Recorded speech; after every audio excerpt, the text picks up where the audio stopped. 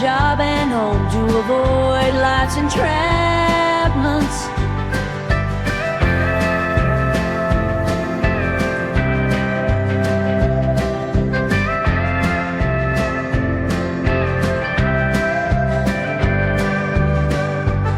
He walked by night in freezing cold and slept in burning heat.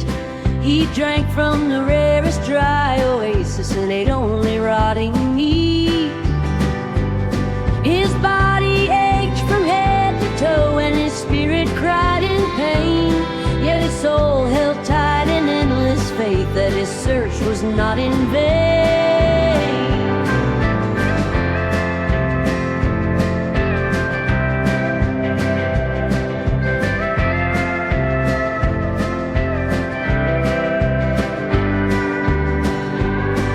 One August night in great relief, Bobby's body finally gave. His legs fell out and he hit the earth, yet his soul had not been saved. His heart beat fast but awful weak, and the world around him spun. And from the hollow shell of his aching carcass, his spirit began to run. And the barren sands he held inside transformed to grassy fields, and the pain he held in his heart and soul at last began to yield.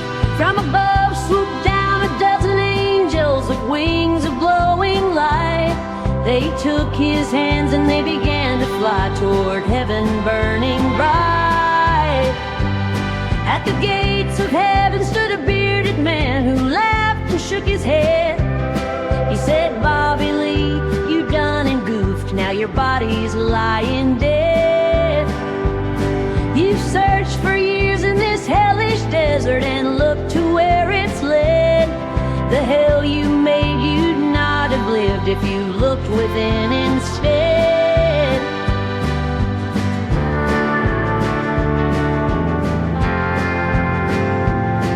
And Bobby Lee felt his heart erupt in streams of burning love.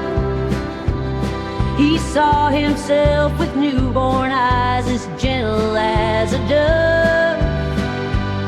He forgave the times he inflicted pain, and all guilt and sorrow burned.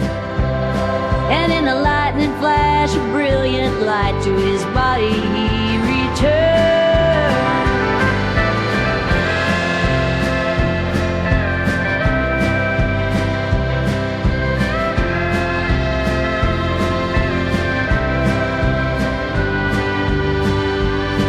Bobby Lee arose with newfound strength, his journey finally done. A savior walked toward restored life, no